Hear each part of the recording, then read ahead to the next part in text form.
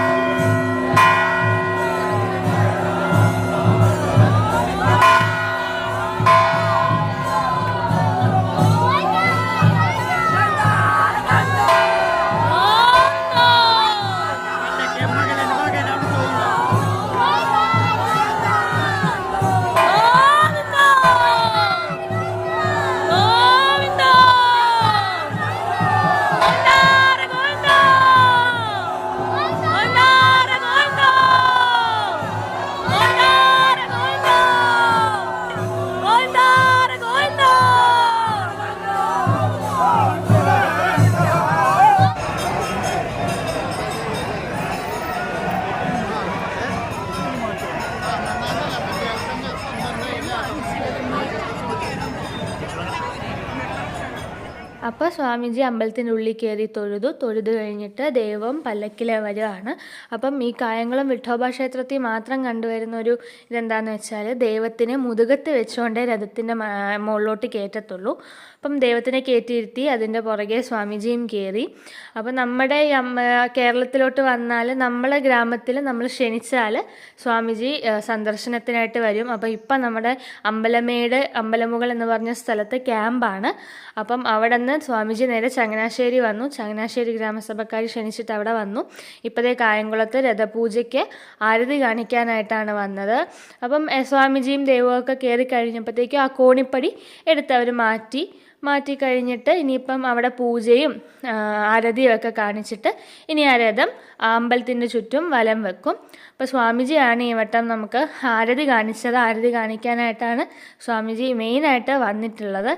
ആരതി കഴിഞ്ഞ ഉടനെ രഥത്തിൻ്റെ താഴെ നമ്മൾ തേങ്ങ ഉടയ്ക്കുന്നൊരു ചടങ്ങും കൂടിയുണ്ട്. അപ്പോൾ ഓരോരുത്തർ കുറേ ഒരു 100 തേങ്ങ വീതമാണ് ചിലവർ വന്ന് ഉടയ്ക്കുന്നത്. അപ്പോൾ ഭയങ്കര തിരക്കായിരുന്നു. അപ്പോൾ നമുക്ക് അതിൻ്റെ അടുത്തോട്ട് പോലും പോകാൻ പറ്റിയില്ല. അതിൻ്റെ വീഡിയോ മാത്രം നമുക്ക് എടുക്കാൻ പറ്റിയില്ല.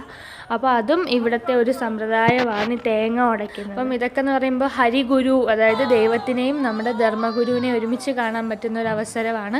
അപ്പോൾ ഇന്നലെ ഭയങ്കര സന്തോഷമായിരുന്നു. കുറേ ആൾക്കാരുണ്ടായിരുന്നു. പിന്നെ നമ്മൾ കുറേ പരിചയക്കാരെയൊക്കെ കണ്ടു.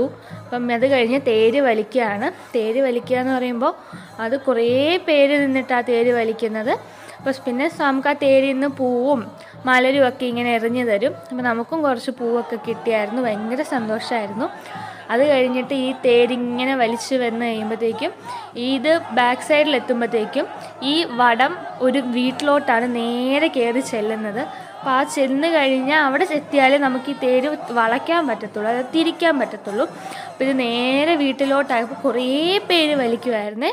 നല്ല രസമായിരുന്നു അത് കാണാനായിട്ട്. ഇപ്പം നേരെ ഒരു വീടിൻ്റെ ഉള്ളിലോട്ടായി ഇതിൻ്റെ വടം വലിച്ച് കയറുന്നത്. റോഡ് മുറിച്ച് ഒരു വീടിൻ്റെ ഉള്ളിലോട്ടാണ് ഇത് കയറി പോകുന്നത്. അപ്പം ഭയങ്കര രസമായിരുന്നു കാണാൻ. കുറേ ആൾക്കാരായിരുന്നു അത് വലിക്കാനായിട്ടുണ്ടായിരുന്നത്. അപ്പോൾ ഇന്നലെ സ്വാമിജി നേരെ കായംകുളത്തുനിന്ന് അമ്പലമേട്ടിലോട്ടാണ് പോയത്. അപ്പോൾ ഇന്നവിടെ ഭയങ്കര പരിപാടിയാണ്. ഇന്ന് അപ്പം അവിടെ പ്രതിഭാസംഗമവും സ്പെഷ്യൽ വഴിപാടുകളും എല്ലാം ഉണ്ട്. അപ്പം കേരളത്തിൽ നിന്നുള്ള ഒട്ടുമിക്ക ജില്ലകളിൽ നിന്നും ആൾക്കാരെല്ലാവരും ഒത്തുകൂടുന്നൊരു സ്ഥലമാണ്. കാരണം ഞങ്ങളുടെ കുലദേവതകളുടെ അമ്പലമാണത്. അപ്പം എല്ലാവരും സംഗമിക്കുന്നൊരു സ്ഥലമാണ്. അപ്പം എറണാകുളത്തെ അമ്പലമേട്. അപ്പം ഇത്രയേ ഉള്ളൂ ഞങ്ങളുടെ രഥോത്സവത്തിൻ്റെ വിശേഷങ്ങൾ. അപ്പം നിങ്ങൾക്ക് എല്ലാവർക്കും സുഖമാണെന്ന് വിശ്വസിക്കുന്നു. അപ്പം ശരി, നല്ലൊരു വീഡിയോ ആയിട്ട് ഇനിയും കാണാം. ടാറ്റ, ബായ്.